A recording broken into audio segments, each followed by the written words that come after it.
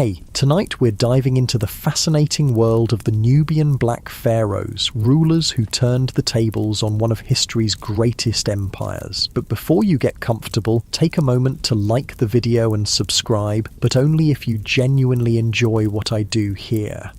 And let me know in the comments where you're tuning in from and what time it is for you. It's always fascinating to see who's joining us from around the world. Now, dim the lights, maybe turn on a fan for that soft background hum, and let's ease into tonight's journey together.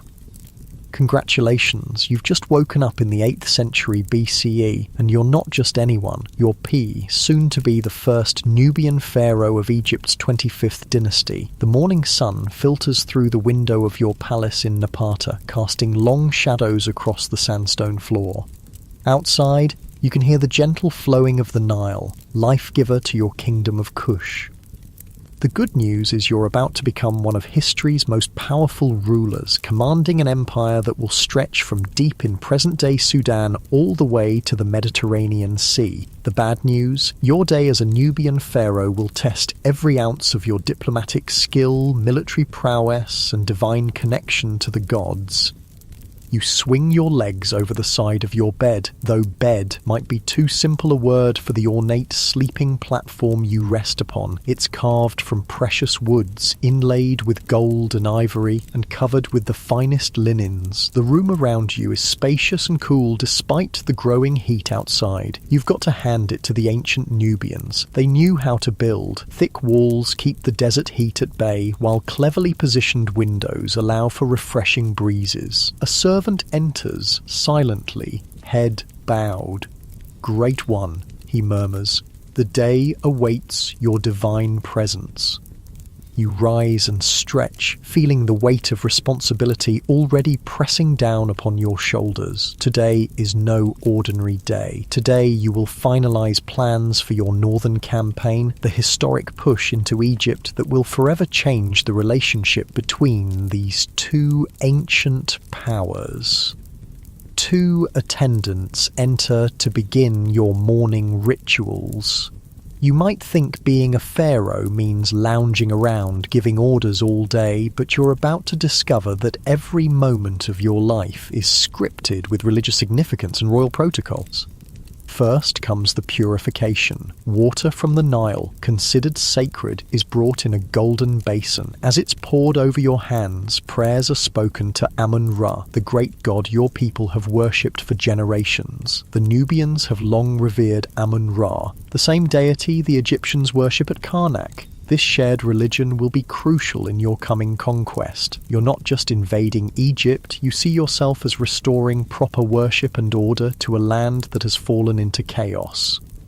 Next, your body is rubbed with oils and perfumes made from ingredients sourced from throughout Africa and beyond. Some of these scented oils come from as far away as Lebanon and Greece, testament to the extensive trade networks your kingdom maintains. The palace attendants work in silence, their hands practiced and efficient. The finest oils are reserved for you alone. One tiny vial might cost what a common farmer earns in a year.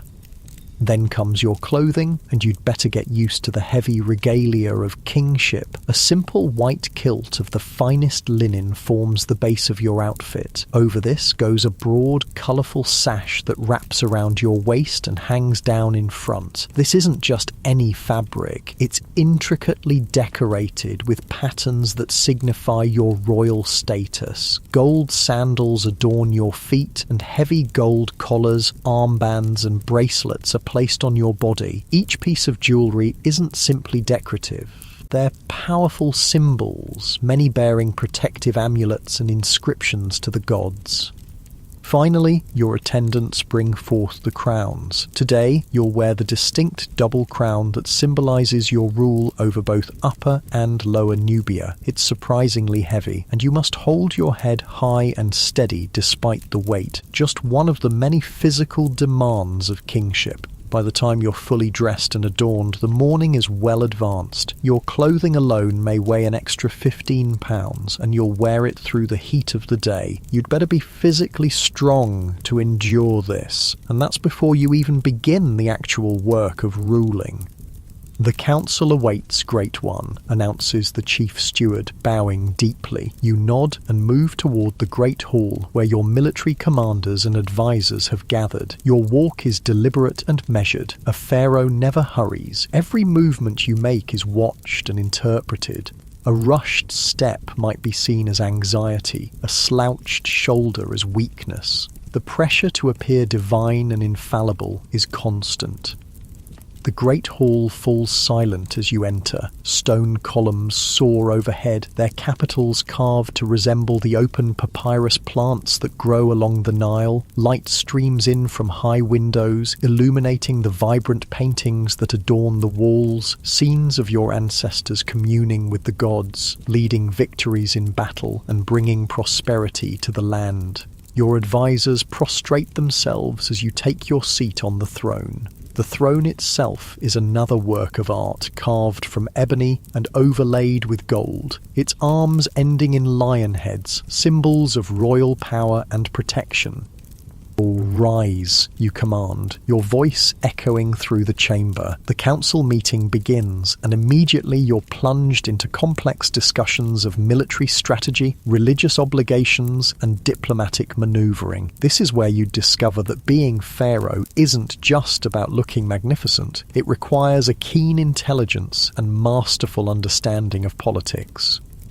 Your general Tefnakt approaches with a map drawn on papyrus. "Divine One," he begins, "our scouts report that Egypt remains divided. The local princes squabble amongst themselves. Their central authority has collapsed." He points to various locations on the map. Memphis, Thebes, Heracleopolis, all controlled by different factions.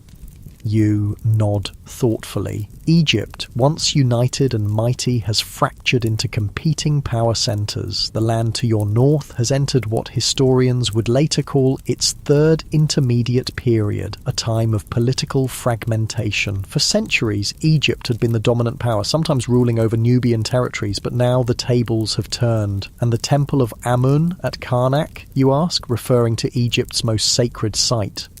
"The priests grow concerned," replies your high priest. "They believe proper rituals are being neglected. They would welcome a strong ruler who respects the old ways. This is crucial information. You've been portraying yourself not as a foreign conqueror, but as a restorer of Ma'at, the ancient Egyptian concept of truth, balance, and cosmic order.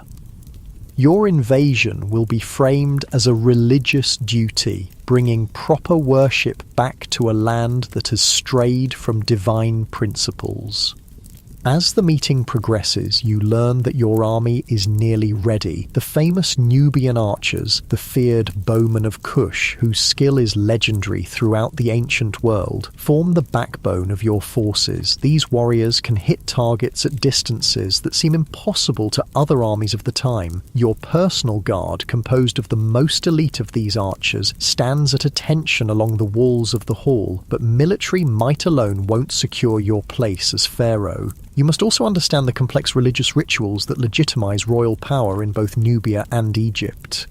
The Oracle of Amun at Jebel Barkal has spoken favourably of your campaign, the High Priest informs you. Jebel Barkal, that distinctive flat-topped mountain with its pinnacle that resembles a rearing cobra when viewed from the west. This site is sacred to both Nubians and Egyptians, believed to be the southern home of Amun-Ra himself. The temple at its base has been a holy site for centuries, and the blessing of its oracle is essential for your plans. "When do we march north?" you ask your generals. "With the next full moon, Divine One," comes the reply. "The river levels will be favourable for our ships." You nod your approval. The timing is auspicious. The campaign will begin soon. As the council meeting concludes, you're reminded of your next duty, a visit to the temple to make offerings to Amun-Ra. There's no rest for a pharaoh. Your day is a carefully choreographed sequence of religious ceremonies, administrative decisions, and public appearances. You rise from your throne, and once again your attendants fall in around you as you move toward the palace exit. Outside, the heat of the day hits you like a physical force. The temperature in this region can soar to over 120 degrees during the hottest parts of the year. Even now, well before midday, the air shimmers with heat above the stone pathways. Your people line the route to the temple, falling to their knees as you pass. To them, you are not just a king, you are a living god, the embodiment of divine power on earth. It's a heavy burden to bear. Every blessing in their lives, from the flooding of the Nile to the success of their crops, is believed to flow from your divine connection. And likewise, every hardship might be interpreted as a sign of divine displeasure. The procession makes its way through the city of Napata, your capital. It's a prosperous place, with well-built homes of mud brick for the ordinary citizens and grander stone structures for the nobility and temples. Markets buzz with activity as traders offer goods from throughout the known world. Gold from the mines of the eastern desert, ivory from the south, exotic woods, spices, and precious stones. You'd be proud of this city. Napata stands at a crucial crossroads of trade routes, allowing your kingdom to control commerce between Central Africa and Egypt. This strategic position has brought great wealth to your kingdom, wealth that now finances your armies and your monumental building projects. The Temple of Amun rises before you, its massive stone pylons towering over the surrounding buildings. Built in the Egyptian style, but with distinctive Nubian elements, it's a testament to the cultural connections between your people and those you plan to rule. Priests in white linen robes await your arrival, censers of smoking incense in their hands. The temple interior is cool and dim after the brightness outside. Light filters through small, high openings, creating dramatic beams that illuminate the sacred spaces. The scent of incense fills the air, and the soft murmur of prayers creates a hypnotic atmosphere. Here, in the inner sanctuary where only you and the highest priests may enter, stands the sacred bark of Amun, a model boat in which the god's spirit resides. You perform the rituals exactly as tradition demands, making offerings of food, wine, and precious items. The high priest intones prayers in both the Nubian language and Egyptian, another sign of the cultural duality of your kingdom. The ritual is lengthy and physically demanding, standing in the same position for long periods, performing precise movements, all while wearing your heavy royal regalia. It's exhausting, but any sign of fatigue or discomfort would be unthinkable. Divine kings do not show human weakness. As the ceremony concludes, the high priest turns to you. Amun has spoken, he announces. He blesses your northern campaign and confirms you as his chosen one, who will restore proper worship in the two lands. This divine endorsement is the final piece you needed. With the god's blessing, you can now proceed with absolute confidence in the righteousness of your cause. Emerging from the temple, you blink in the harsh sunlight. Your next duty awaits, a public audience where you'll hear petitions from your people. Being accessible to your subjects, at least symbolically, is an important aspect of Nubian kingship. A shaded pavilion has been prepared in the central plaza. You take your seat as the common people are allowed to approach, though not too closely, and only after being thoroughly searched by your guards. Security is always a concern for a ruler, even a divine one. The petitioners come one by one, farmers seeking resolution to land disputes, merchants requesting trading rights, officials reporting on the state of outlying provinces. Each approaches with profound deference, often trembling in your presence. It's strange to think that despite your absolute power, these brief interactions might be the only time your ordinary subjects ever see your face. You listen carefully to each petition. A pharaoh must be both firm and just. Your decisions here will be repeated throughout the kingdom, building your reputation as either a fair ruler or a tyrant. The weight of each judgment is not lost on you. A dispute between two village headmen catches your attention. They argue over water rights, a critical issue in this arid land. After hearing both sides, you render a decision that seems to surprise your advisors, rather than simply ruling in favour of the more influential man. You divide the water access more equitably, but command both villages to contribute labour to build an improved irrigation system that will ultimately benefit both communities. "The divine Pharaoh is wise beyond measure," murmurs one of your advisors, genuine admiration in his voice. You allow yourself a slight smile. This is the kind of practical wisdom that has helped your kingdom prosper. While the Egyptians to the north have been fractured by internal conflicts, your Nubian state has remained stable and increasingly powerful. By now, the heat of the day has reached its peak. Even with servants waving ostrich feather fans to create a breeze, the temperature is nearly unbearable. A lesser person might retire to rest during these hottest hours, but a pharaoh's duties never cease. Next comes a meeting with foreign envoys. Your kingdom maintains diplomatic and trade relationships with powers throughout the region, from the other kingdoms of Central Africa to the city-states of Phoenicia and beyond. Today, a representative from a trading power along the Red Sea coast has brought gifts and a proposal for expanded trade relations. The diplomat approaches with elaborate courtesy, presenting luxurious gifts, rare spices, beautifully crafted textiles, and a cage containing exotic birds with plumage in colours you've never seen before. In return, you present him with gold, the precious metal for which your land is famous, along with ivory and finely crafted Nubian pottery. The diplomatic discussions are complex, touching on tariff rates, protected trade routes, and mutual defence against raiders who might threaten merchant caravans. You navigate these negotiations skillfully, securing favourable terms while maintaining the dignity and mystery that surrounds your divine status. As the foreign envoy departs, visibly impressed by both your wisdom and the splendour of your court, your chief steward approaches. "Divine One," he says quietly, "the royal architect awaits your approval for the new temple designs." You suppress a sigh. The administrative demands of kingship are endless. Now you must review plans for the monumental buildings that will cement your legacy. These structures will stand for thousands of years, telling future generations of your power and your devotion to the gods. The architect unrolls papyrus scrolls containing detailed drawings. The proposed temple complex is ambitious. Massive pylons, columned halls, sanctuaries, and accompanying structures that will require years to complete, and the labour of thousands. The central sanctuary will align perfectly with the rising sun on the day of your coronation, Great One, the architect explains, pointing to the precisely calculated orientations. You study the plans carefully. Such monuments are not merely displays of royal ego. They're essential expressions of cosmic order. Through these buildings, you create earthly reflections of the divine realm, establishing harmony between humans and gods. After making several refinements to the designs, you give your approval. Work will begin immediately. Another step in your grand vision for a unified empire stretching from deep in Africa to the Mediterranean Sea. By now, the day is waning. The setting sun casts a golden light across your city, but your duties are far from complete. A final war council awaits, where you'll review the detailed plans for your northern campaign.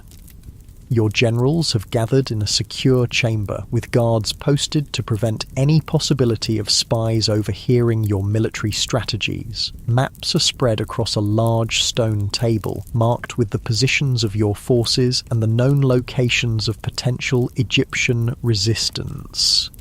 "We will sail north with the main force," explains your commander, tracing the course of the Nile. "Smaller units will move by land to secure key positions along the way. Our intelligence suggests the Egyptian forces are divided and unprepared for a coordinated attack." You listen intently, asking pointed questions about supply lines, the loyalty of potential allies among the Egyptian nobility, and contingency plans should unexpected resistance arise. Your commanders are impressed by your strategic thinking. You're not just a divine figurehead, but a genuine military leader. The meeting concludes with a solemn ritual. Each of your commanders drinks from a shared cup, symbolizing your united purpose and shared fate. They swear oaths of loyalty, pledging to follow you to victory or death. "For Amun-Ra and the divine Pharaoh," they proclaim in unison, their voices echoing off the stone walls. As the war council disperses, you're finally able to retire to your private chambers. Attendants remove your heavy crown and ceremonial garments, replacing them with lighter robes for the evening. They bring food, a lavish meal of roasted meats, fresh fruits, bread and wine, all tested by food tasters before reaching your table. Despite the luxury surrounding you, you eat moderately. A clear head is essential for the challenges ahead. As you dine, scribes read to you from reports and historical texts, information you need to absorb before tomorrow's duties begin anew. Finally, as night fully envelops your palace, you have a rare moment of solitude. Standing on your private balcony, you look out over your sleeping capital. In the distance, the Nile gleams silver in the moonlight, the same river that flows through the heart of Egypt, the land you will soon claim as your own. You think about the weight of history pressing upon your shoulders. For centuries, Egypt dominated Nubia. Now you will reverse that dynamic, leading a Nubian dynasty to rule over a unified empire. It's a moment that will be remembered for thousands of years, though not always as accurately as you might hope. Future civilizations will sometimes forget that your kingdom was every bit as sophisticated and cultured as Egypt. They'll overlook the fact that Nubia had its own ancient traditions, writing systems and impressive civilization independent of Egyptian influence. But you don't know this yet. Right now you're focused on the immense task before you. As you finally prepare for sleep, ritual prayers are spoken, protective amulets placed beside your bed. Even your rest is surrounded by ceremony and divine significance. You close your eyes, knowing that tomorrow will bring another day of relentless duties, complex decisions, and preparations for the campaign that will make you the first Nubian pharaoh of Egypt's 25th dynasty, a remarkable moment when the traditional power dynamic between two ancient civilizations was dramatically reversed. Your last thought before drifting into sleep is that perhaps the most challenging aspect of being a Nubian pharaoh isn't the physical demands or the constant ceremonies, it's the sheer weight of destiny. You stand at a pivotal moment in history, and the decisions you make will echo through the centuries. The gentle sound of the night breeze rustling through palm trees outside your window gradually fades as sleep overtakes you. Tomorrow, your journey to change the course of history continues. The morning comes early, as it always does in the desert. The first rays of sunlight filter through the narrow window of your palace chamber, and before you can fully appreciate the peaceful moment, your attendants arrive. Another demanding day as Pharaoh Pi begins. Today is different, though. Today marks the beginning of your historic northern campaign. The invasion of Egypt. Your armies have assembled, your ships are prepared, and the oracles have given favourable omens. It's time to change the course of history. You rise and undergo the same elaborate morning rituals as before: purification with sacred water, anointing with oils, dressing in royal regalia. But today your attendants add something special: the armor and weapons befitting a warrior king. A finely crafted breastplate of bronze scales sewn onto leather is placed over your royal garments. Your sword, its hilt inlaid with gold and ivory, is ceremonially presented to you. May Ammon guide your blade, intones the high priest, bowing deeply. You step outside your palace to review your assembled forces. The sight is truly impressive. Thousands of warriors stretching as far as the eye can see. The famous Nubian archers form the elite units, their powerful bows nearly as tall as a man. These renowned bowmen are feared throughout the ancient world for their accuracy and the tremendous force of their shots, capable of penetrating armor at distances that seem impossible. The soldiers have prepared themselves spiritually as well as militarily. Many have purified themselves in the Nile, following ancient traditions. They wear amulets for divine protection and have painted their bodies with symbols sacred to various gods. Some units carry standards topped with divine emblems: the falcon of Horus, the ram's head of Amun. Great One, your general approaches. The fleet awaits your command. You nod and make your way to the river, where a fleet of ships is ready to transport your army northward. Your royal barge is a marvel of craftsmanship, its hull painted with protective eyes to guide it safely through the cataracts, its cabin decorated with gold and precious materials. As you board, musicians play triumphant melodies on flutes and drums. Priests burn incense and recite prayers for a successful campaign. The atmosphere is one of solemn determination mixed with religious fervor. This is not merely a military conquest, it's a divine mission to restore proper order and worship to a land that has fallen into chaos. With a blast of trumpets, the fleet begins its journey downstream. The Nile will carry you north toward destiny, but first you must navigate the challenging cataracts, sections of the river where rocky outcrops create dangerous rapids. Even for experienced Nubian sailors, these passages are treacherous. As your fleet approaches the first cataract, the crew springs into action. Some ships must be partially unloaded and dragged through shallow channels. Others navigate narrow passages between jagged rocks where a moment's inattention could mean destruction. You watch from your royal barge as your captains demonstrate their remarkable skill, guiding the vessels through the churning waters. The Egyptians believe these cataracts protect them from southern invasion, remarks your advisor. They think no large army could successfully navigate these waters. You smile slightly. Then they will be surprised. Days pass as your fleet makes its way northward. The landscape gradually changes. The narrow strip of fertile land along the Nile widens. Settlements become more frequent. You're entering the territory of Upper Egypt. The first test of your campaign comes at Elephantine, the traditional border between Nubia and Egypt. Here, a small garrison of Egyptian soldiers has prepared defences. They clearly weren't expecting an army of your size, but they stand their ground, loyal to their local ruler. You could easily overwhelm them with your superior numbers, but instead you try diplomacy first, a decision that will become characteristic of your conquest strategy. Tell them this, you instruct your herald. I come not to destroy, but to restore Mayat, divine order. Those who recognize me as the chosen of Amun will be treated with honor. Those who resist will face the consequences.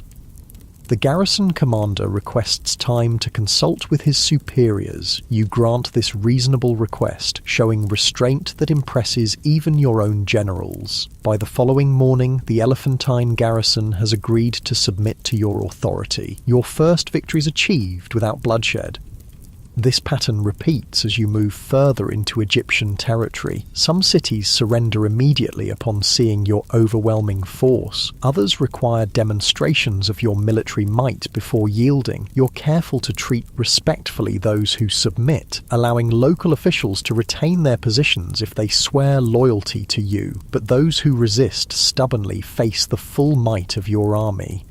At Thebes, the spiritual capital of Egypt, you encounter a more complex situation. The city is controlled by priests of Amun who have been growing concerned about the diminishing respect for traditional religion shown by the competing princes of northern Egypt. You send emissaries to the high priest of Amun at Karnak, explaining that you come as a champion of proper worship and divine order. This message resonates with the priests, who have heard of your devotion to Amun and your magnificent temple building at Napata. The high priest himself comes to meet your ship as it docks at Thebes. He bows, not prostrating himself as your Nubian subjects would, but showing genuine respect. The oracle has spoken, he tells you. Amun welcomes his son from the south. This religious endorsement is perhaps more valuable than a military victory. With the blessing of Karnak's priests, your legitimacy as a potential ruler of Egypt is significantly enhanced. You make lavish offerings at the temple of Amun, demonstrating your piety and reinforcing your claim to be the god's chosen representative.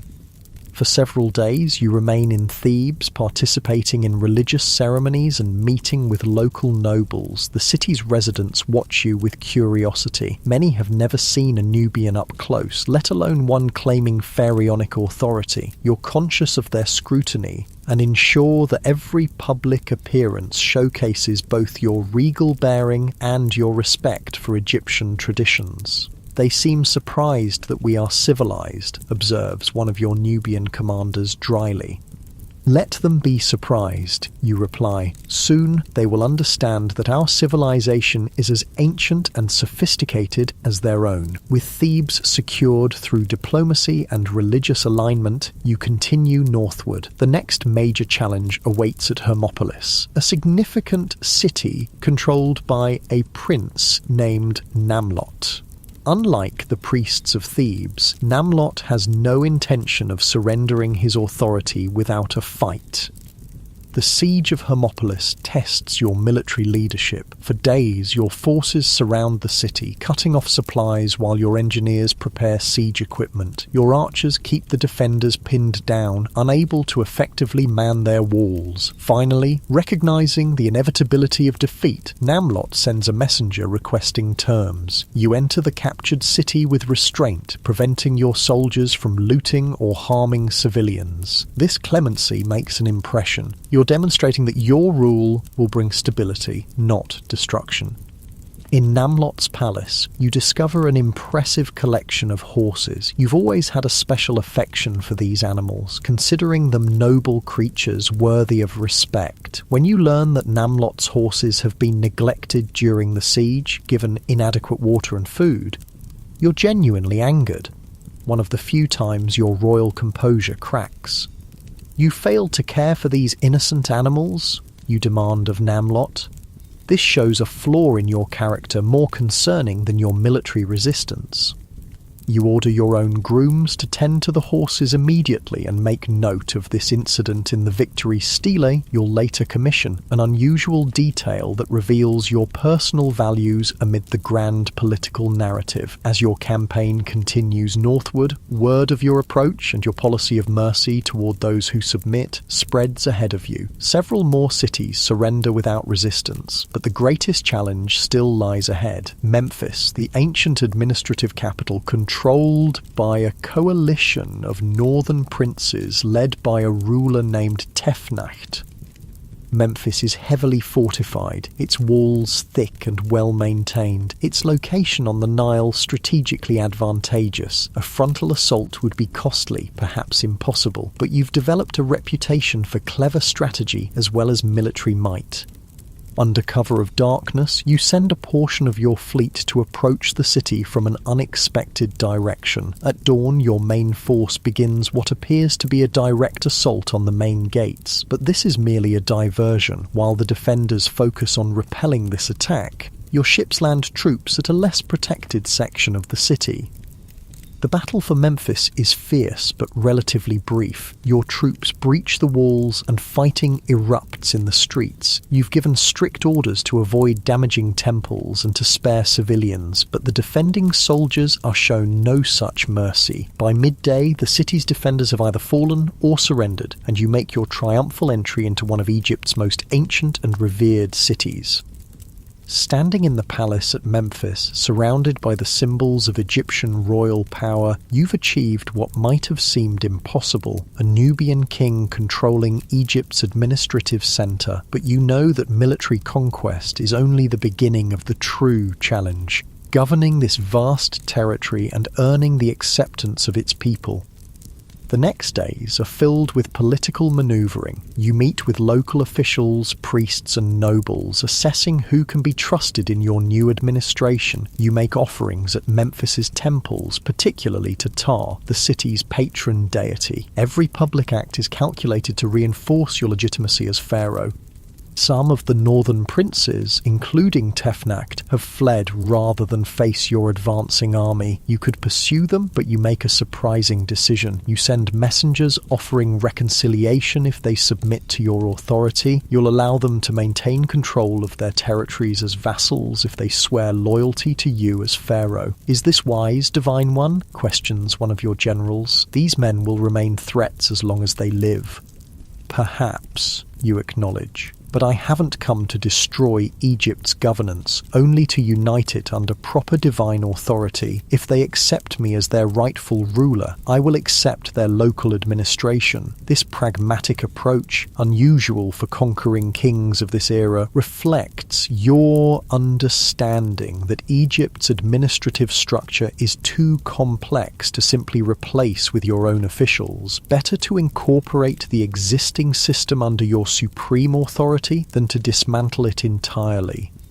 Remarkably, most of the princes accept your terms, swearing oaths of loyalty. Tefnakt, too proud to submit in person, sends tribute and a written oath. You accept this compromise, demonstrating both strength and flexibility. With Egypt now at least nominally united under your rule, you face a new challenge. How to govern this vast territory while maintaining your power base in Nubia. The distance between Memphis and Napata is enormous, over 1,000 miles along the winding course of the Nile.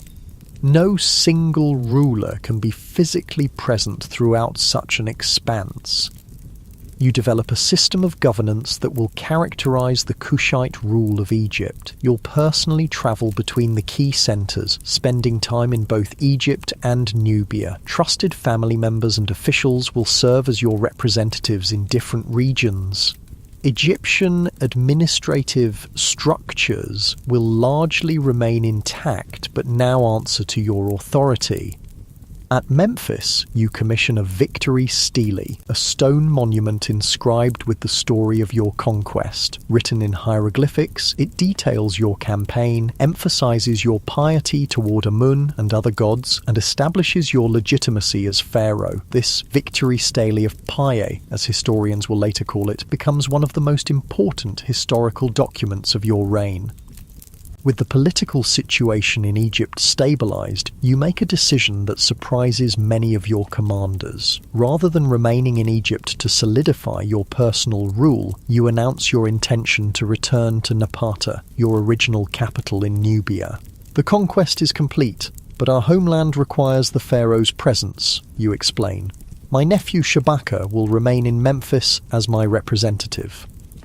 This decision reveals much about your conception of kingship. Unlike many conquerors who abandon their origins to embrace the wealth and prestige of their new territories, you maintain a deep connection to your Nubian homeland. Your identity remains rooted in Kush, even as you take on the additional mantle of Egyptian pharaoh. Before departing, you visit the ancient pyramid complexes at Giza and Saqqara. Standing in the shadow of these monumental structures, built nearly 2,000 years before your time, you're moved by their grandeur and spiritual significance. These visits will influence your later decision to revive pyramid building for royal burials, a practice Egyptians had abandoned centuries ago, but which will become a hallmark of your dynasty. The journey back to Napata is long but triumphant. At every major city along the Nile, you're greeted with celebrations. Your conquest has brought stability after decades of fragmentation, and many ordinary Egyptians welcome this new order, regardless of its foreign origin. Upon your return to Napata, you immediately visit the Great Temple of Amun at the foot of Jebel Barkal, the sacred mountain. There, in an elaborate ceremony, you dedicate the spoils of your Egyptian campaign: golden statues, precious jewellery, rare materials, and other valuables taken from the conquered territories. This reinforces your image as a pious king who shares his success with the gods.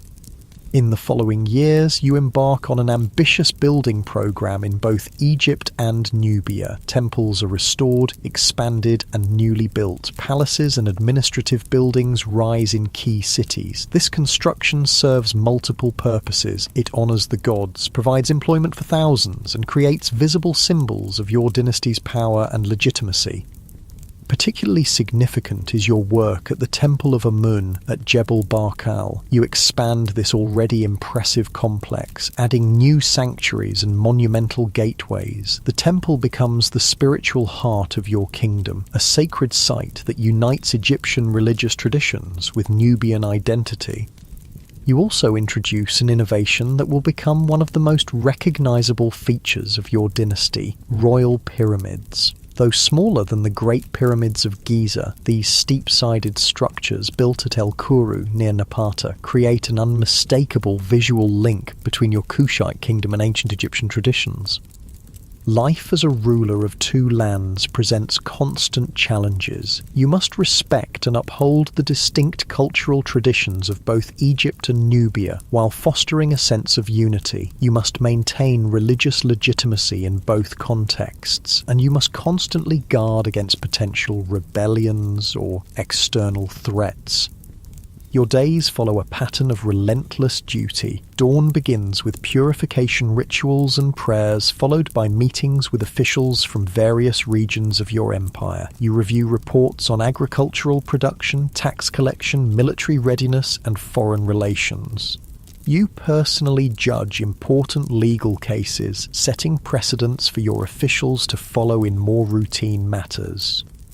Religious ceremonies occupy a significant portion of your time. As a divine king, you must maintain proper relationships with the gods through regular offerings and participation in festivals. The calendar is filled with sacred days requiring your presence at various temples.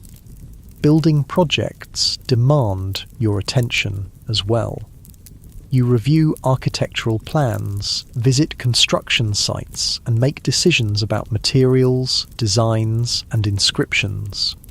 These structures will stand for millennia. They must perfectly express your royal ideology and religious devotion. Despite your conquest of Egypt, you never fully abandon Nubian cultural elements. Your royal iconography blends Egyptian and Kushite features. You're portrayed wearing the double crown of Egypt, but also distinctively Nubian royal symbols. In official contexts, you use both Egyptian hieroglyphics and Meroitic script, the writing system of your Nubian homeland. This cultural duality extends to your personal life. Your primary wives come from noble Nubian families, maintaining your connection to your homeland's elite. But you also form marriage alliances with Egyptian noble houses, binding them to your dynasty through family ties.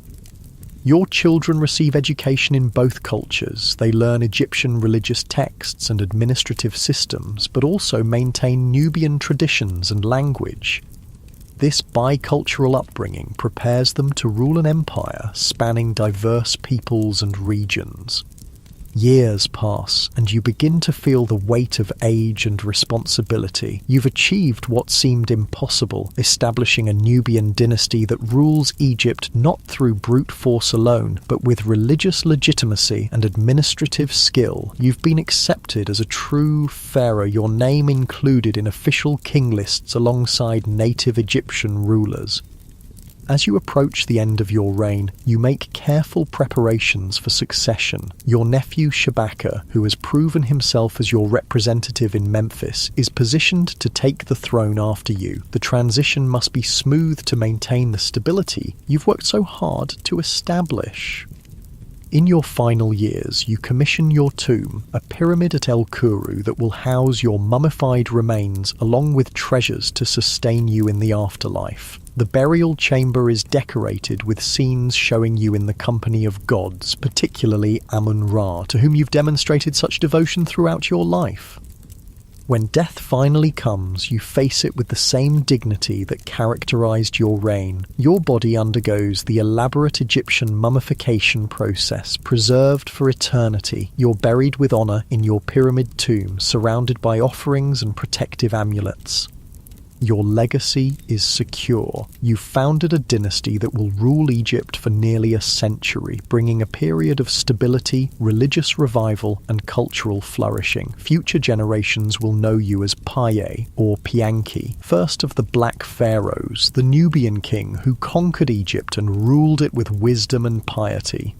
And though the pharaoh's death marks an ending, it also heralds a beginning, the continuation of the remarkable Kushite 25th dynasty, whose story is far from complete. For now, your successor Shabaka assumes the double crown, facing the same immense challenges you once did, balancing two cultures, maintaining divine legitimacy and protecting a vast empire against both internal division and external threats. Imagine now that you are Shabaka, nephew of the great Piye and the new pharaoh of the 25th dynasty. The weight of the double crown sits heavily upon your head as you contemplate the vast empire you've inherited, stretching from deep in Nubia all the way to the Mediterranean Sea. Your uncle conquered Egypt. Your task is perhaps even more challenging: to solidify Nubian rule and make it accepted as legitimate by both Egyptians and your homeland Nubians. The morning sun streams through the columns of your palace in Memphis. Unlike your uncle who returned to Napata after the conquest, you've chosen to make your primary residence here in Egypt's traditional administrative capital. It's a strategic decision. To rule Egypt effectively, you must be present in its heart. Your morning rituals begin, similar to those your uncle experienced, but with subtle differences reflecting your own religious emphasis. You're known for your particular devotion to ancient traditions, seeing yourself as a restorer of Egypt's classical religious practices. This reverence for tradition will become one of the defining characteristics of your reign. As attendants dress you in the regalia of a pharaoh, you mentally prepare for the day's most important event, the unveiling of what future historians will call the Shabaka Stone, though you know it simply as a sacred text you've commissioned to be preserved for eternity. Is the temple prepared? You ask your chief priest. Yes, Divine One, he replies with a deep bow. The stone has been placed in the Temple of Ptah as you commanded. This project has been close to your heart, the preservation of an ancient religious text that was deteriorating on an old papyrus. You ordered it carved into black basalt, ensuring it would survive for eternity. The text describes the Memphite theology, explaining how the god Ptah created the world through his heart, understanding, and tongue, speech. It's a profound theological document that connects creation itself to Memphis, the city where you now rule. What you couldn't possibly know is that this stone will survive long after your dynasty falls. Nearly 2,500 years later, it will be discovered by European archaeologists, becoming one of the most important sources for understanding ancient Egyptian religious thought. Your act of preservation will prove more lasting than the military conquests that brought your family to power. After a light breakfast of bread, dates, and watered wine, you proceed to the temple for the dedication ceremony. Your procession through Memphis is an elaborate affair. Guards clear the way, musicians play solemn melodies, and priests carry sacred emblems. The people prostrate themselves as you pass, a living god walking among them. The Temple of Ptah is one of Memphis's most ancient and revered sanctuaries. Inside, the cool dimness provides relief from the growing heat of the day. Incense smoke curls toward the ceiling as priests chant prayers. The stone you've commissioned sits prominently in the main hall, its polished black surface gleaming in the light of oil lamps. The dedication ceremony is lengthy and complex, involving multiple offerings and recitations. You personally read portions of the sacred text aloud, your voice echoing through the temple chambers. By preserving this ancient wisdom, you're making a powerful statement about your reign. You may be Nubian by birth, but you are the true guardian of Egyptian tradition. After the ceremony, you return to the palace for the daily business of governance. Your approach to ruling differs somewhat from your uncle's. Where Pa was a warrior king who conquered through military might, you're more of a scholar king, focused on cultural and religious revival. Both approaches have their place in securing your dynasty's position. Your officials bring reports from throughout the realm. Tax collection proceeds effectively, ensuring the wealth needed for your building projects and to maintain the army. The Nile flood has been favourable this year, promising good harvests. Local administrators, mostly Egyptians whom you've kept in their positions, report general peace and compliance with your rule. But there are always challenges. A noble from the Delta region has been spreading dissent, questioning whether a Nubian can truly be a legitimate pharaoh. You must decide how to respond. Bring him to Memphis, you command after consideration, not in chains, but with honour. I will show him that I am more devoted to Egyptian traditions than he is himself. This approach typifies your rule, using cultural authority rather than brute force whenever possible. You understand that the Kushite dynasty must earn acceptance through demonstrating its commitment to Egyptian values, particularly religious ones.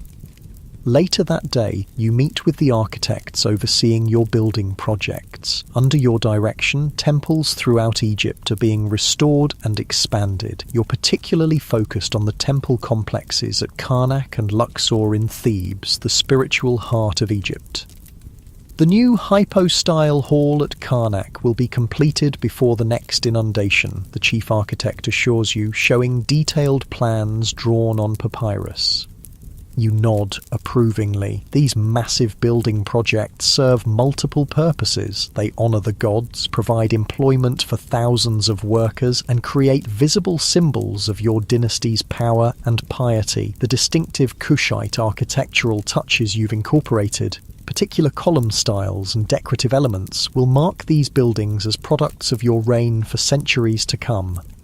As evening approaches, you're reminded of another crucial aspect of pharaonic duty: family affairs. Your sister Amanirdis has been installed as God's wife of Amun in Thebes, a position of immense religious and political importance. She effectively governs Upper Egypt in your name through this religious office. A messenger has arrived with her reports and requests. The god's wife of Amun was traditionally a celibate priestess who married the god symbolically, managing his extensive temple properties and wealth. By installing your sister in this position, you've placed a loyal family member in control of one of Egypt's most powerful institutions. It's a strategy that began with your uncle Pa and continues under your rule. You review Amanirdis' reports with care. She writes of religious ceremonies performed, administrative decisions made, and political situations requiring your awareness. Her position helps ensure that Thebes, always potentially rebellious, remains firmly under Kushite control. As night falls, you finally have a more private meal with your family, your Nubian wife Tabekenamun, your children, and close relatives who serve in your administration. Here, the formality of court life relaxes somewhat. Conversations switch between the Egyptian language you use for official business and your native Nubian tongue. Your children are growing up between two cultures, educated in both Egyptian and Nubian traditions. They represent the bicultural future you envision for your dynasty. Your oldest son, Shebitku, watches and learns from your example, knowing he will likely inherit the double crown one day. Later, in the relative privacy of your chambers, you review a diplomatic message that arrived earlier from Assyria, the powerful empire expanding from Mesopotamia. Their king Sargon II sends formal greetings, but there's an undercurrent of tension. Assyrian influence is growing in the Levant, the region along the eastern Mediterranean that serves as a buffer between your realm and theirs. We must watch them carefully, you tell your foreign affairs advisor. For now, maintain cordial relations, but strengthen our presence in the eastern Delta and Sinai. This nascent Assyrian threat will grow in the coming years, eventually becoming the greatest external challenge to Kushite rule in Egypt. But for now, it remains distant, something to monitor rather than fear. Before sleeping, you perform private devotions, praying to Amun-Ra and other deities for guidance and protection. The religious sincerity of the Kushite pharaohs is noteworthy. Your dynasty's legitimacy rests heavily on your role as divine intermediaries chosen by Amun to restore proper worship and cosmic order. As you drift towards sleep, you reflect on your accomplishments and the challenges ahead. Your reign has brought stability and religious revival. You've cemented the legitimacy of Kushite rule through your devotion to Egyptian traditions while maintaining your distinctive Nubian identity. The remarkable Black Pharaoh dynasty that began with your uncle Paye continues to flourish under your guidance. Years pass, and eventually you too must face mortality. When death comes, you're buried with full Egyptian royal honours in a pyramid tomb at El Kuru in your Nubian homeland, continuing the tradition established by Piye. Your nephew Shebitku succeeds you, becoming the third Kushite pharaoh of Egypt's 25th dynasty.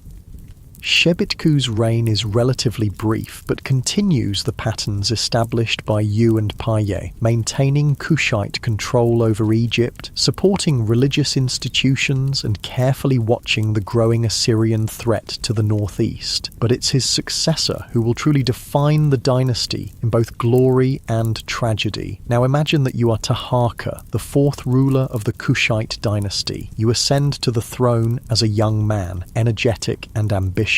Your predecessors conquered Egypt and established Kushite rule. You intend to raise the dynasty to even greater heights.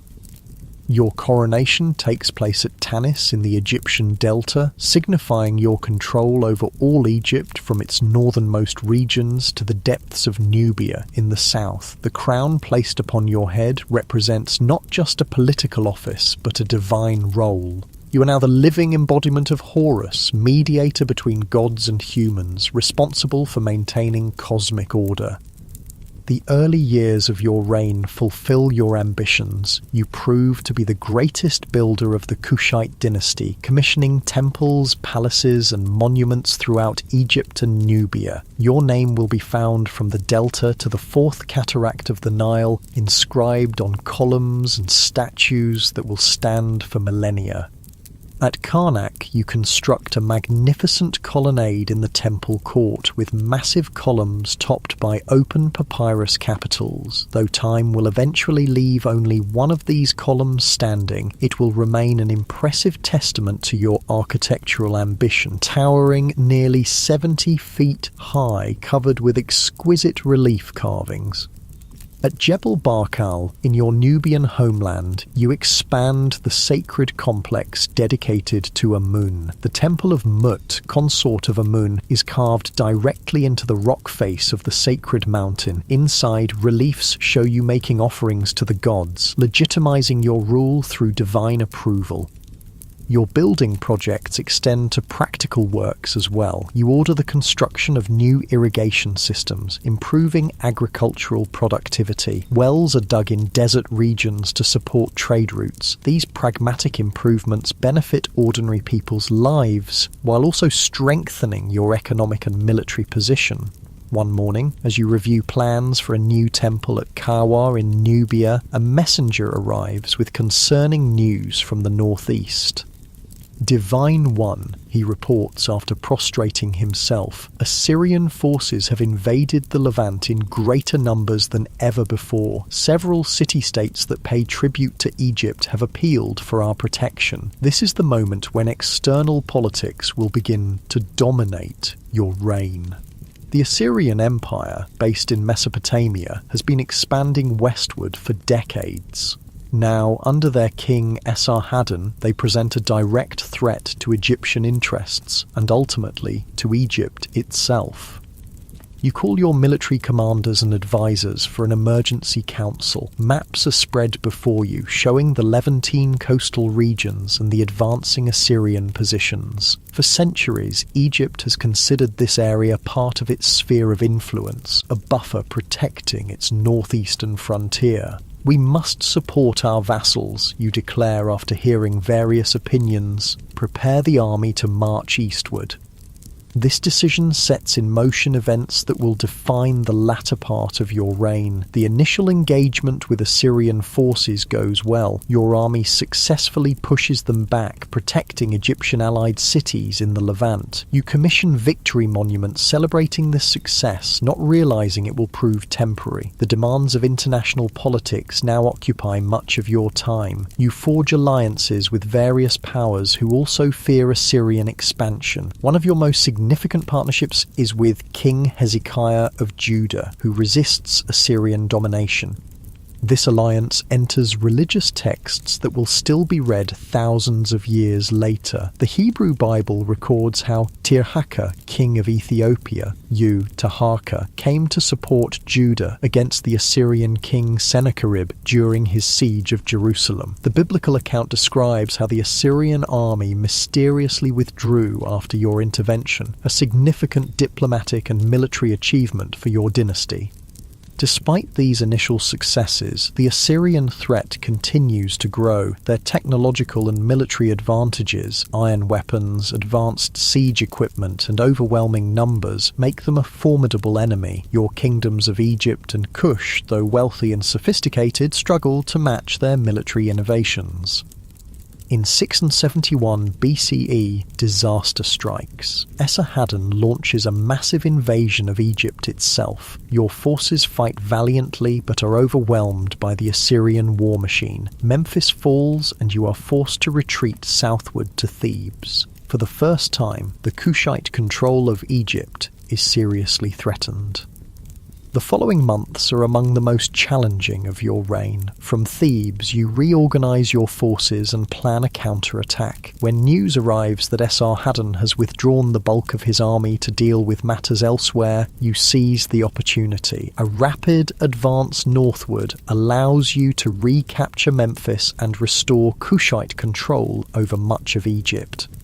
This victory proves short-lived. In 669 BCE, Esarhaddon marches on Egypt again. Though he dies during the campaign, his son Ashurbanipal continues the invasion. The Assyrian forces are overwhelming, and this time they push beyond Memphis to Thebes itself. The capture and plundering of Thebes in 663 BCE marks a traumatic moment in Egyptian history. This great religious centre, which had stood inviolate for centuries, is now in foreign hands. The Assyrians loot its temples and palaces, carrying away countless treasures, including 2 massive obelisks that will be transported all the way to Nineveh. You are forced to retreat to your Nubian homeland, effectively ending Kushite control of Egypt. After nearly a century of rule, the 25th dynasty's dominion over the 2 lands comes to an end. Yet even in this defeat, you maintain your royal dignity and religious authority. In Napata and throughout Nubia, you are still Pharaoh, still the divine king chosen by Amun. The final years of your reign focus on strengthening your Nubian kingdom and preserving what remains of your dynasty's legacy. You continue building projects in Nubia, particularly at Nuri, where you establish a new royal cemetery. Your pyramid there, larger than those of your predecessors, will become your final resting place.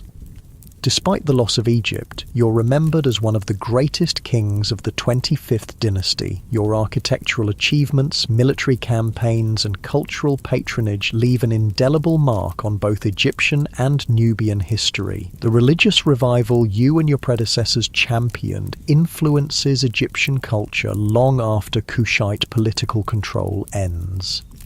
When death finally comes, you're buried with appropriate ceremony in your pyramid at Nuri. Your successor Tantamani will make one last attempt to restore Kushite control in Egypt, briefly recapturing Memphis before being permanently driven back by the Assyrians and their Egyptian allies. The 25th dynasty's rule over Egypt has ended, but its legacy endures. For nearly a century, Nubian kings ruled as pharaohs, bringing stability, religious revival, and cultural flourishing after a period of fragmentation. They governed not as foreign occupiers, but as legitimate pharaohs, accepted within the ancient Egyptian tradition. The distinctive artistic style developed during your dynasty, blending Egyptian and Nubian elements, continues to influence creative expression in both regions. The religious texts you preserved, particularly the Memphite theology on the Shabaka stone, ensure that ancient wisdom survives for future generations, and the pyramids you built in Nubia stand as enduring monuments to your dynasty's power and cultural sophistication. Perhaps most importantly, your dynasty demonstrates that the relationship between Egypt and Nubia was never simply one of Egyptian dominance. These two ancient African civilizations influenced each other profoundly over thousands of years, sometimes as rivals, sometimes as partners. And during your remarkable era, with Nubians as Egypt's divinely appointed rulers. Far from the stereotype of a peripheral civilization existing in Egypt's shadow, your Kushite kingdom reveals itself as a sophisticated power with its own distinct traditions, capable of not only resisting Egyptian influence, but of conquering and ruling Egypt itself. The story of the Black Pharaohs stands as a powerful reminder of Africa's complex history and the remarkable civilizations it produced long before European colonization. As the stars shine over your pyramid tomb at Nuri, your legacy lives on, in monuments that still stand, in texts still studied, and in the permanent reframing of the relationship between two of Africa's greatest ancient civilizations. Now that we've explored the grand political narratives of the Nubian pharaohs, let's step away from the royal palaces and battlefields to discover what life was like for ordinary people living under the rule of the Black Pharaohs. After all, empires aren't just made of kings and conquests. They're built on the daily lives, labours, and beliefs of thousands of individuals whose names rarely appear in historical records. Imagine you're no longer a pharaoh, but instead an ordinary resident of the Kushite kingdom during the height of the 25th dynasty. The sun rises over your mud brick home in a small village along the Nile, somewhere between the 3rd and 4th cataracts in what is now northern Sudan. This is the heartland of Kush, the powerful African kingdom that sent its rulers north to conquer Egypt. Your home is simple but comfortable, built of sun-dried mud bricks that keep the interior surprisingly cool despite the scorching heat outside. The walls are thick with small windows placed high to create air circulation while minimizing the direct sunlight. The flat roof, accessible by a ladder, serves as an outdoor sleeping area during the hottest months when the interior becomes too warm at night. Inside, the floor is packed earth, swept clean each morning. Reed mats provide seating during the day and bedding at night. Storage jars contain your household's precious grain supply, carefully protected from mice and insects. Clay oil lamps provide light after sunset, though most activities follow the natural rhythm of daylight. As the first rays of sun filter through your doorway, you rise to begin your day. If you're a farmer, as most people in this society are, your schedule is dictated by the seasons and the river. During the inundation, when the Nile floods and covers your fields, you might work on maintaining irrigation channels or on other tasks like repairing tools and buildings. After the waters recede, leaving behind fertile silt, the planting begins, back-breaking work of preparing the soil and sowing seeds. The Nubian agricultural system relies on both the natural flooding of the Nile and increasingly sophisticated irrigation methods. The shadaf, a simple but effective device with a counterweight on one end of a pole and a bucket on the other, allows you to lift water from the river to irrigate fields beyond the natural flood zone. More complex water wheel systems, powered by oxen, expand the arable land even further. Your main crops include sorghum and millet, ancient indigenous grains perfectly adapted to the African climate. These hardy plants form the foundation of the Nubian diet. You also grow barley for making beer, various vegetables like onions and cucumbers, and perhaps some fruit trees if you're fortunate enough to have a garden plot. If you're a woman in this household, your morning begins with food preparation, using a stone grinding pallet, a technology unchanged for thousands of years. You grind sorghum or millet into flour for the day's bread. This is physically demanding work, requiring strength and endurance as you push the grinding stone back and forth across the base stone for up to an hour to produce enough flour for your family. The bread you make isn't the raised loaves familiar to Egyptians, but flatter, denser cakes cooked on a clay griddle over an open fire. Sometimes you might add honey or dates for special occasions, but most days it's simply the plain staple that provides most of your family's calories.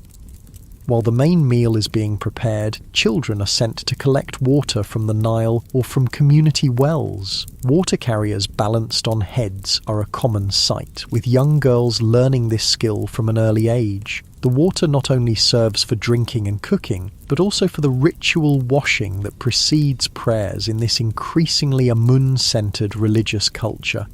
If your family has animals, perhaps a few goats, sheep or chickens, they need tending as well. Livestock represents wealth and food security in this agricultural society. Cattle are especially prized, though typically only the more affluent families own them. For most ordinary households, smaller animals provide occasional meat, milk and eggs to supplement the grain-based diet.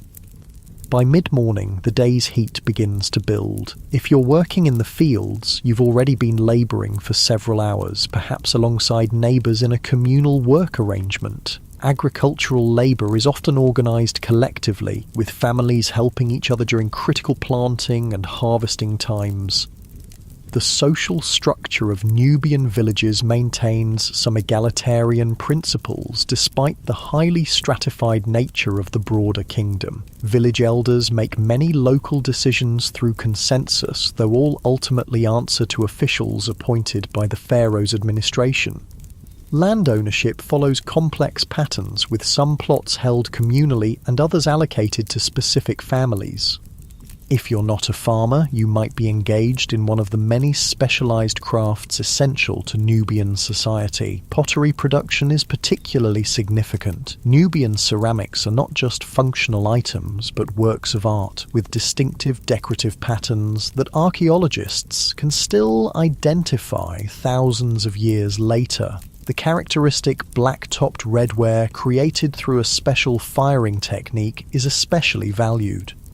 Other crucial crafts include weaving, basketry, leatherworking, and metallurgy. Goldworking is particularly important in the Kushite kingdom, which controls major gold-producing regions. The precious metal isn't just for royal treasuries. It appears in jewellery worn by many levels of society, though the quantity and quality vary dramatically by social status. By midday, the sun is merciless. Work often pauses during these hottest hours, with families retreating to shade for the main meal of the day. This typically consists of bread, beer, and perhaps a vegetable stew flavoured with locally grown herbs and spices. Meat is reserved for special occasions for most ordinary families. The beer you drink bears little resemblance to modern versions. It's thick, nutritious, and relatively low in alcohol, more of a staple food than an intoxicant. Everyone drinks it, including children, as it's often safer than water and provides essential calories and nutrients. After the midday meal and rest, work resumes in the slightly cooler late afternoon hours. For children, this might include formal education if you're from a privileged family connected to the temple or administrative systems. The Kushite elite are literate in both Egyptian hieroglyphics and the indigenous Meroitic script, though the latter develops more fully after the 25th dynasty period. For most children, however, education is practical rather than literary, learning the skills they'll need as adults by working alongside parents and other adults. Boys typically follow their father's occupations, while girls learn domestic skills and crafts from their mothers and other female relatives. As the workday winds down, community life becomes more prominent. The village marketplace might come alive in the cooler evening hours with people trading goods, exchanging news, and socializing. If you have items to trade, perhaps excess produce from your garden or crafts you've made, you'll barter for things your household needs. While most day-to-day exchange happens through barter, the Kushite kingdom does use certain standardized values for larger transactions. Gold rings of specific weight serve as a form of currency among merchants and for tax payments to royal officials. Speaking of taxes, the pharaoh's presence is felt even in remote villages through the regular collection of a portion of your harvest or production. Royal officials maintain detailed records of what each community owes, with local headmen responsible for ensuring proper payment. These taxes support the court, temples, military, and the massive building projects that characterize the 25th dynasty. If you're living during the height of Kushite power when they controlled Egypt, you might occasionally see these resources returning to your community in the form of infrastructure improvements, irrigation systems, grain storage facilities, and temples. The Kushite pharaohs, particularly Taharqa, were known for practical public works that benefited ordinary people alongside their more monumental construction projects. As evening approaches, religious observances become part of many households' routines, while the elaborate ceremonies of the great temples are conducted by professional priests. Family-level worship takes place in homes and local shrines. Small figurines representing deities, Amun-Ra, Isis, Hathor, and others from the Egyptian pantheon, along with indigenous Nubian gods like Apedamak, the lion-headed warrior god, might occupy a special niche in your home.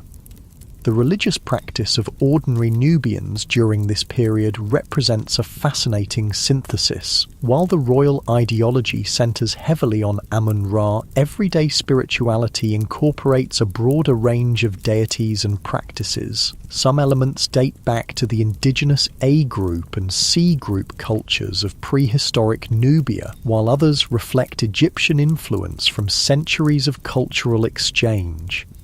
Protective amulets are commonly worn, especially by children and pregnant women thought to be particularly vulnerable to spiritual dangers. These might be simple clay or stone pendants inscribed with divine symbols, or more elaborate pieces made of faience, a ceramic material with a glassy surface if your family has means. After the evening meal, another round of bread with perhaps some dried fish, lentils, or vegetables, families gather to socialize. Storytelling is an important tradition, with elders passing down historical and mythological narratives that reinforce cultural identity and values. These stories often feature the exploits of kings and gods, but also trickster tales and moral fables that provide entertainment and instruction. Music and dance form another essential aspect of community life. Simple instruments, drums made of pottery or wood covered with animal skin, reed flutes, rattles, and stringed instruments similar to small harps, accompany songs and dances for both ceremonial and recreational purposes. Public performances might mark festivals, weddings, or other significant community events. As the stars appear in the clear desert sky, most village activities wind down. Without artificial lighting, sleep patterns generally follow the natural cycle of daylight. During the hottest seasons, many people sleep on rooftops to catch evening breezes, with entire families spreading reed mats across the flat mud brick surfaces.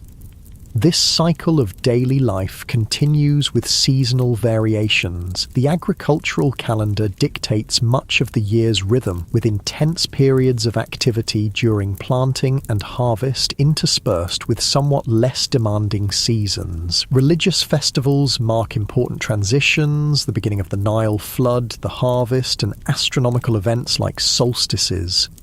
If you're living in one of the larger urban centres like Napata rather than a rural village, your daily experience differs significantly. Cities serve as administrative, religious and commercial hubs with more specialised occupations and greater social stratification.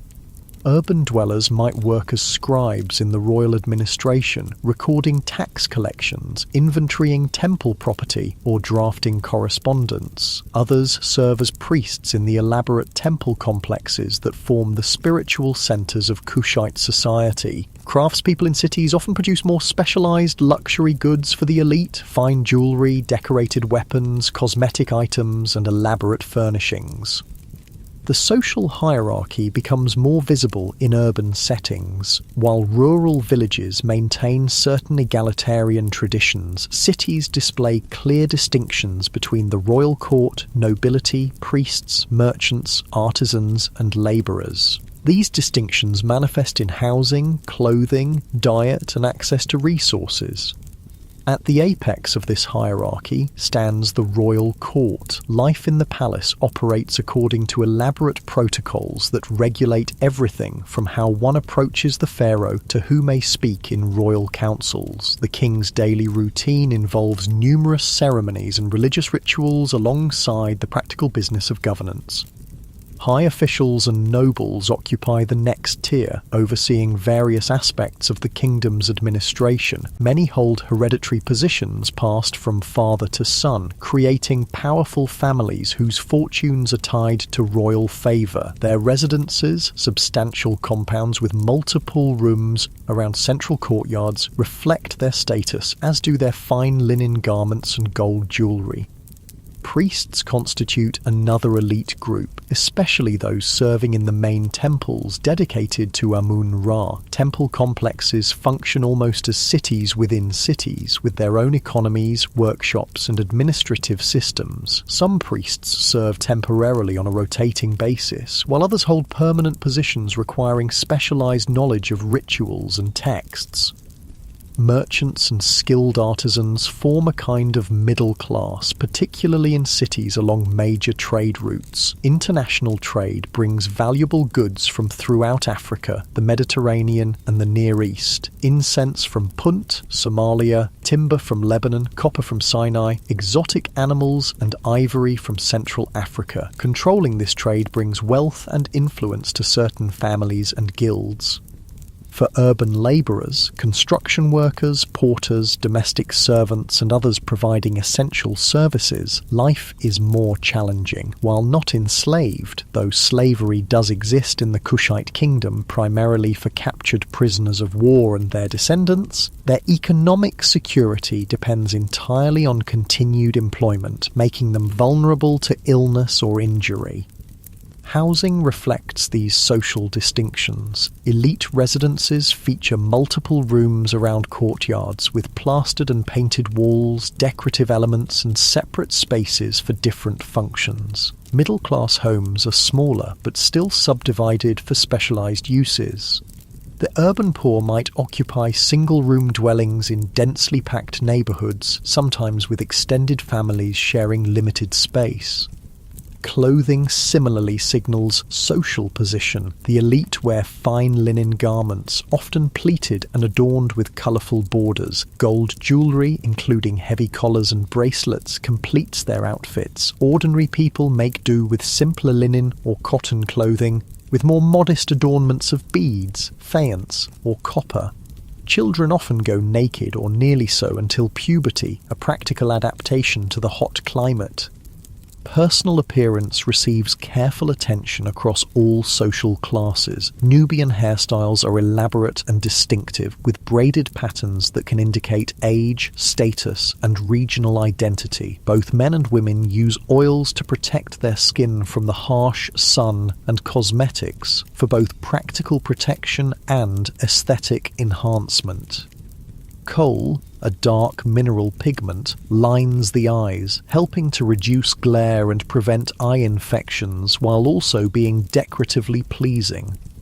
For women in Kushite society, roles vary by social class. Elite women may have considerable influence, particularly those connected to the royal family or holding religious offices. The institution of the god's wife of Amun, controlled by Kushite princesses during the 25th dynasty, represents one of the highest status positions available to women in the ancient world, with both religious authority and substantial political power.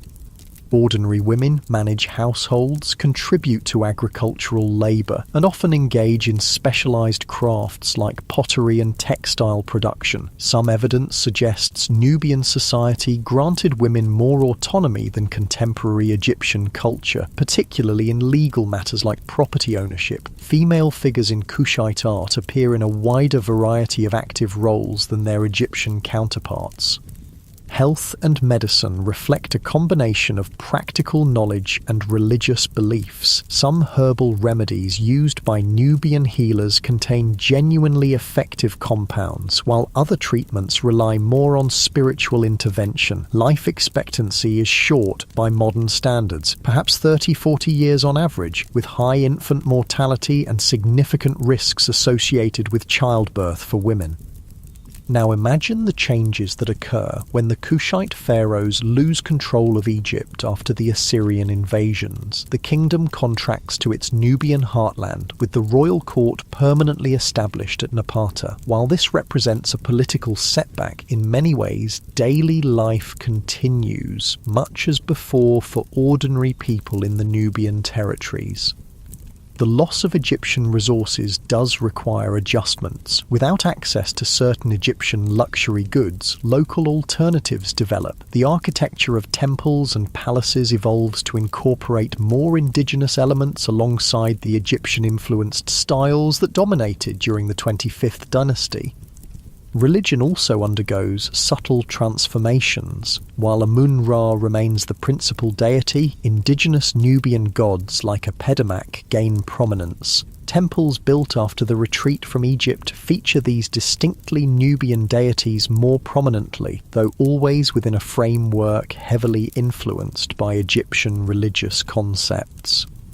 The kingdom's centre of gravity begins to shift southward. Eventually, around 300 BCE, the royal capital moves from Napata to Meroe, further south along the Nile. This marks the transition from what scholars call the Napatan period to the Meroitic period of Kushite history.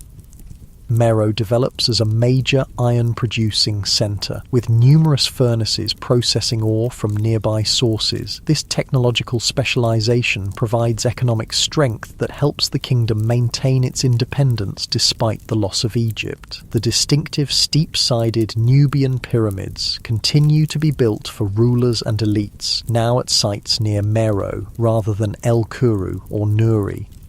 The Meroitic period sees the full development of the indigenous writing system, the Meroitic script. While clearly inspired by Egyptian hieroglyphics, it represents the Kushite language, which is entirely different from Egyptian. Official inscriptions now appear in both hieroglyphics and Meroitic, reflecting the kingdom's dual cultural heritage. Trade routes shift somewhat, with greater emphasis on connections to Central Africa and the Red Sea rather than the Mediterranean. Exotic goods still flow through the kingdom, however, including items from as far away as India and China that arrive via Red Sea ports and overland routes. Throughout these transitions, certain distinctive aspects of Kushite culture persist. The famous Nubian archers maintain their reputation for excellence, serving as the military backbone of the kingdom. Pottery styles continue to display the characteristic decorative patterns that identify them as distinctly Nubian. Religious syncretism, the blending of Egyptian and indigenous traditions, remains a defining cultural feature. Perhaps most significantly, the memory of the 25th dynasty, when Kushite kings ruled as pharaohs of Egypt, continues to provide ideological legitimacy for the royal line. Even centuries after the retreat from Egypt, Kushite rulers portray themselves with the double crown and other symbols of Egyptian kingship, maintaining the claim to be rightful heirs to this ancient tradition. For ordinary people, these grand political narratives might seem distant from daily concerns of agriculture, family, and local community, yet the cultural pride associated with the Black Pharaoh period likely permeates society at all levels, reinforcing a sense of Kushite identity and historical importance that helps sustain the kingdom through various challenges. This remarkable civilization continues for centuries after the 25th dynasty ends, with the Kingdom of Kush remaining independent until around the 4th century CE, eventually changing trade patterns, resource depletion, and pressure from the rising Kingdom of Aksum in Ethiopia contribute to its decline. But the legacy of Kush, and particularly the extraordinary period when Nubian kings ruled as Egypt's 25th dynasty, endures far beyond the kingdom's political existence. Archaeological discoveries continue to reveal the sophistication of this African civilization, challenging earlier historical narratives that marginalized Nubia's role or portrayed it merely as a cultural appendage to Egypt. The story of the Black Pharaohs and the kingdom they ruled stands as a powerful reminder of Africa's complex pre-colonial history, a story of sophisticated states with monumental architecture, distinctive artistic traditions, complex religious systems, and far-reaching trade networks. Far from being peripheral to world history, Nubia and its remarkable 25th dynasty represent a central chapter in the development of ancient civilization. As our journey through the world of the Nubian Black Pharaohs draws to a close, let's explore how this remarkable chapter of history was almost forgotten, then rediscovered, and what it means for our understanding of ancient Africa and world history today. The story of how the Black Pharaohs' legacy survived through millennia is perhaps as fascinating as their reign itself.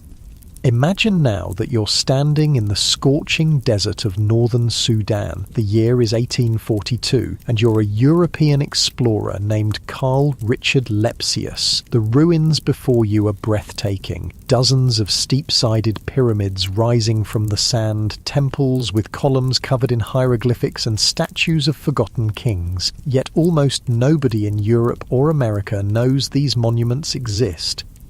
For centuries, Western understanding of ancient history focused almost exclusively on Greece, Rome, and Egypt, largely ignoring the sophisticated civilizations that flourished in Nubia. When Nubia was mentioned at all, it was usually portrayed as a primitive cultural backwater, significant only as Egypt's source of gold and slaves. This narrative was deeply flawed as Lepsius and other early archaeologists were beginning to discover. The pyramids they found at El Kuru, Nuri, and Meroe were not poor imitations of Egyptian monuments, but expressions of a distinct and sophisticated civilization with its own traditions and achievements. The inscriptions they documented revealed kings and queens who had not only ruled Nubia but had conquered and governed Egypt itself as the 25th dynasty. Why had this history been so thoroughly forgotten in Western accounts? Part of the answer lies in ancient politics. When the Assyrians drove the Kushite rulers from Egypt, they attempted to erase evidence of the 25th dynasty, destroying statues and monuments. Later, Egyptian pharaohs of the 26th dynasty continued this process, deliberately damaging or usurping Kushite monuments and inscriptions. But a deeper reason relates to modern prejudices. When European scholars began systematically studying ancient Egypt in the 18th and 19th centuries, many were uncomfortable with evidence of sophisticated black African civilizations that had conquered and ruled Egypt. Such findings contradicted the racial theories used to justify European colonialism and the transatlantic slave trade.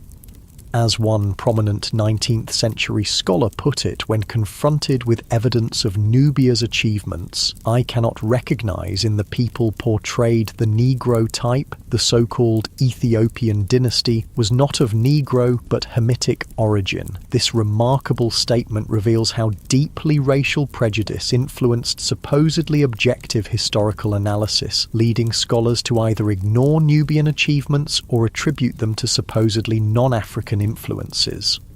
Fortunately, archaeological evidence is persistent. Throughout the 20th century, continued excavations revealed more and more of Nubia's remarkable history. The construction of the Aswan High Dam in the 1960s, which would flood many ancient Nubian sites under the waters of Lake Nasser, prompted emergency archaeological work that dramatically expanded knowledge of the region's past. Today, museums around the world display stunning artifacts that testify to Nubia's sophistication. The Museum of Fine Arts in Boston holds one of the largest collections of Nubian artifacts outside Africa, including magnificent jewellery, sculpture, and pottery from the 25th dynasty period.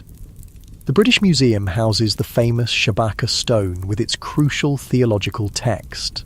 In Khartoum, the National Museum of Sudan showcases spectacular finds from royal tombs and temples.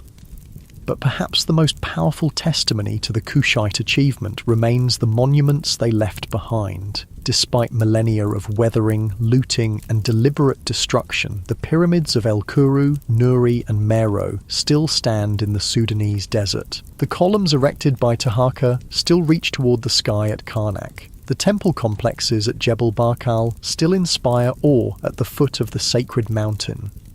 These physical remnants tell us much about the Kushite kingdom and its 25th dynasty of black pharaohs. Let's explore what makes their legacy so significant for our understanding of ancient history and African civilization. First, the 25th dynasty represents a unique moment when the traditional power dynamic between Egypt and Nubia was reversed. For most of their shared history, Egypt had been the dominant power, sometimes ruling Nubian territories as a colonial overlord. The rise of Kushite kings who conquered and ruled Egypt as pharaohs demonstrates that African political power was not static but fluid, with different centers of influence rising and falling over time. Second, the Kushite period demonstrates sophisticated cultural exchange rather than simple domination. The Nubian pharaohs didn't attempt to erase Egyptian culture and replace it with their own. Instead, they portrayed themselves as champions of traditional Egyptian religious practices, restoring temples and reviving ancient rituals. They adopted elements of Egyptian royal iconography while maintaining distinctive Nubian features in their self-representation. This cultural synthesis is particularly evident in art and architecture. Kushite royal statuary combines Egyptian poses and symbolism with distinctively Nubian features, broader faces, fuller lips, and different crown types. Temple architecture incorporates Egyptian elements like pylons and hypo-style halls, but with proportions and decorative details that mark them as Kushite creations. The ram-headed sphinxes that line the approaches to Kushite temples represent Amun, the deity central to both Egyptian and Nubian religion, but their stocky proportions and distinctive decorative elements are uniquely Nubian. This wasn't simple imitation, but creative adaptation, blending traditions to create something new. Third, the religious policies of the 25th dynasty had lasting impacts on Egyptian theology. The Kushite pharaohs' emphasis on traditional worship, particularly their focus on Amun and the Theban theological system, helped preserve ancient religious texts and practices that might otherwise have been lost during Egypt's politically fragmented Third Intermediate period. The famous Shabaka stone, commissioned by the second Kushite pharaoh, preserves the only known copy of the Memphite theology, a crucial text for understanding ancient Egyptian conceptions of creation. By having this text carved in stone, Shabaka ensured its survival for over 2,500 years, providing modern scholars with invaluable insights into Egyptian religious thought. Fourth, the practical achievements of the Kushite rulers, particularly Taharqa, improved daily life for ordinary people. Beyond monumental buildings, they constructed and repaired irrigation systems, dug wells, and built grain storage facilities. These practical works increased agricultural productivity and improved water management, directly benefiting communities throughout Egypt and Nubia. Fifth, the Kushite period saw important technological innovations, particularly in metallurgy, while the 25th dynasty itself preceded the height of Nubian iron production, which flourished later at Meroe. It laid the groundwork for these developments by strengthening the kingdom's economic and political foundations. The later Kushite mastery of ironworking, with hundreds of smelting furnaces producing tools and weapons, represents one of Africa's most significant technological achievements. Sixth, the international relations of the 25th dynasty demonstrate Nubia's integration into a broader world system. Diplomatic and military interactions with Assyria, Judah, and other Near Eastern powers show that Kush was a recognized player on the international stage, engaging in the complex politics of the ancient Mediterranean and Near Eastern world. The biblical mention of Tirhakah, king of Ethiopia, Taharqa, coming to Judah's aid against Assyria isn't just a religious reference, but evidence of real political and military alliances that shaped the history of the entire region. Far from being isolated, Nubia under the 25th dynasty was connected to a vast network of trade, diplomacy, and sometimes conflict that spanned from Mesopotamia to the Mediterranean and deep into Africa. Seventh, and perhaps most fundamentally, the story of the Black Pharaohs forces us to reconsider traditional narratives about ancient Africa, the sophisticated state organization, monumental architecture, complex religious institutions, and international diplomacy of Kushite Nubia contradict colonial-era characterizations of pre-colonial Africa as lacking significant political development or cultural achievement. The recognition of Nubia's achievements doesn't depend on comparing it to Egypt or other non-African civilizations. Kush was remarkable on its own terms, with a history spanning over 2,000 years. Longer than Rome's empire existed, its distinctive artistic traditions, architectural innovations, and technological developments represent major contributions to human cultural heritage. What makes the 25th dynasty particularly significant is how it embodies the complex relationship between two of Africa's greatest ancient civilizations. Rather than seeing Egypt and Nubia as entirely separate entities or portraying Nubia as merely peripheral to Egypt, the period of Kushite rule demonstrates their deep interconnection and mutual influence. So what happened to this remarkable kingdom after the end of the 25th dynasty? Though driven from Egypt by the Assyrians around 656 BCE, the kingdom of Kush continued to flourish in its Nubian homeland for nearly a millennium more. The royal capital eventually shifted from Napata to Meroe, further south along the Nile, where iron production became a major economic activity. During this Meroitic period, the kingdom maintained many cultural elements established during the 25th dynasty: pyramid burials for rulers, worship of Amun alongside indigenous deities like the lion god Apedamak, and an artistic tradition that blended Egyptian and Nubian elements.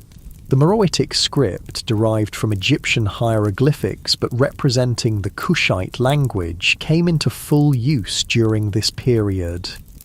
Kushite queens, holding the title Kandake, often rendered as Candace in Greek and Roman sources, gained particular prominence during the later Meroitic period. These powerful women sometimes ruled independently rather than as consorts, leading armies and conducting diplomacy with other powers.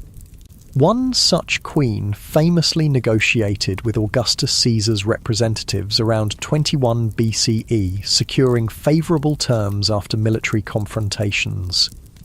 The kingdom finally declined in the 4th century CE, weakened by changing trade patterns, environmental degradation from intensive iron production, and pressure from the rising kingdom of Aksum in what is now Ethiopia. Yet even after Kush's political collapse, its cultural influence persisted in the successor Christian kingdoms that emerged in Nubia, which maintained distinctive artistic traditions and architecture influenced by their Kushite heritage. When we look at the broader legacy of the Nubian 25th dynasty and the Kushite civilization it represented, several insights emerge that remain relevant today. First, the story of the Black Pharaohs reminds us that history is rarely simple or linear. Power shifts, cultures blend, and innovations emerge from unexpected places. The traditional narrative of Egypt as the dominant civilization and Nubia as its peripheral neighbour overlooks the complex reality of their relationship, which included periods of Nubian dominance and significant Nubian contributions to shared cultural developments. Second, the rediscovery of Nubia's achievements demonstrates how historical narratives can be shaped by modern prejudices and political agendas. The minimization of Kushite contributions in earlier Western scholarship wasn't accidental, but reflected colonial-era racial theories that were uncomfortable with evidence of sophisticated African civilizations. Recognizing these biases helps us approach historical questions with greater awareness of our own potential blind spots. Third, the cultural synthesis practiced by the Kushite pharaohs offers a model of engagement that neither rejects outside influences nor abandons indigenous traditions. The 25th dynasty rulers adopted elements of Egyptian culture that served their purposes while maintaining distinctly Nubian features in their self-representation and governance. This selective adaptation allowed them to function effectively within Egyptian contexts while preserving their own cultural identity. Fourth, the 25th dynasty's emphasis on restoration and preservation, rebuilding temples, documenting ancient texts, reviving traditional practices, demonstrates an awareness of history's value that resonates with modern concerns about cultural heritage. By consciously positioning themselves as protectors of tradition, the Nubian pharaohs not only legitimized their rule, but also ensured the transmission of knowledge that might otherwise have been lost. Fifth, the practical achievements of rulers like Taharqa remind us that even in societies where kings claimed divine status, effective governance often depended on addressing ordinary people's material needs. The irrigation works, wells, and grain storage facilities constructed during the 25th dynasty probably did more to secure popular support than grand theological claims or monumental architecture. Finally, the story of the Black Pharaohs contributes to a more accurate and nuanced understanding of Africa's pre-colonial past. Rather than treating the continent as a blank space awaiting European discovery or assuming that significant developments must have come from outside, recognition of Nubia's achievements helps restore agency and complexity to African historical narratives.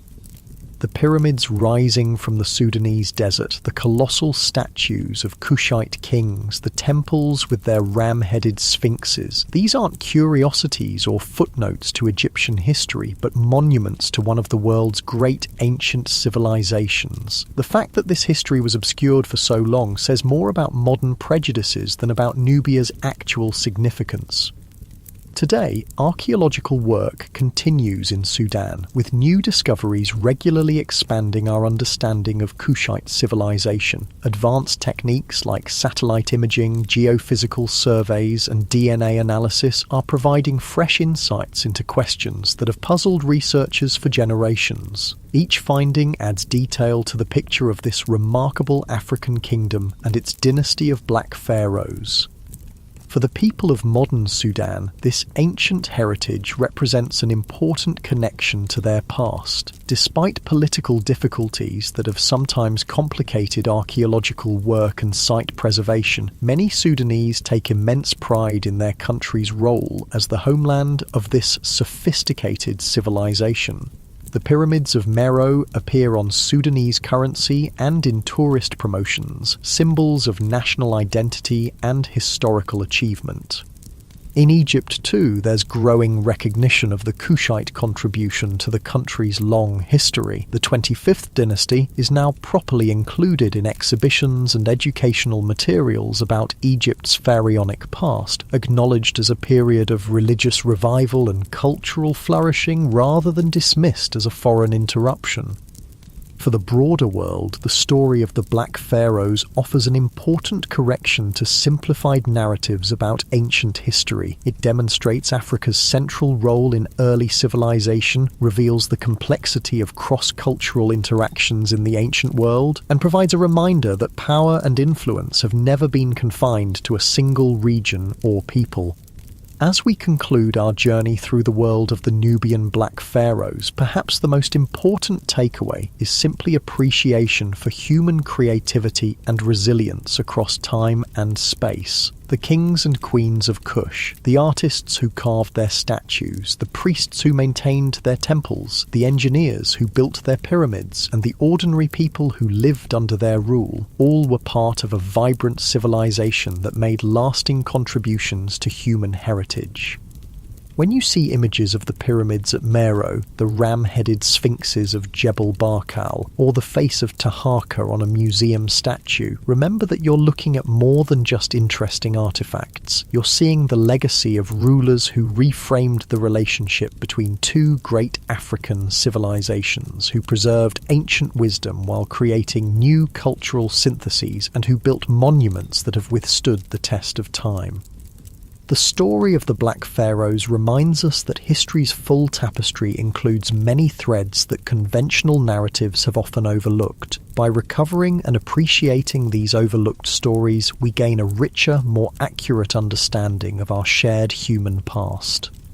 As the stars shine over the ancient pyramids of Nuri and El Kuru, where the Nubian pharaohs lie in their eternal rest, their legacy continues to inspire new generations of scholars, artists, and ordinary people fascinated by this remarkable chapter in Africa's long and complex history. The Black Pharaohs may have ruled nearly 3,000 years ago, but their achievements and the questions they raise about power, identity, and cultural exchange remain deeply relevant today. And perhaps that's the greatest testament to their significance, not just that they ruled both Egypt and Nubia for a century, not just that they built monuments that still stand, but that their story continues to challenge us to think more deeply and inclusively about the ancient world and the diverse civilizations that shaped it. As you drift towards sleep, imagine once more the procession of a Nubian pharaoh through the grand temple at Karnak, the sun glinting off golden regalia, the priests chanting ancient prayers, the crowds watching in awe. This wasn't an aberration in history, but part of its rich tapestry. A moment when the traditional narrative shifted, when the conquered became conquerors, when the cultural current flowed southward as well as north.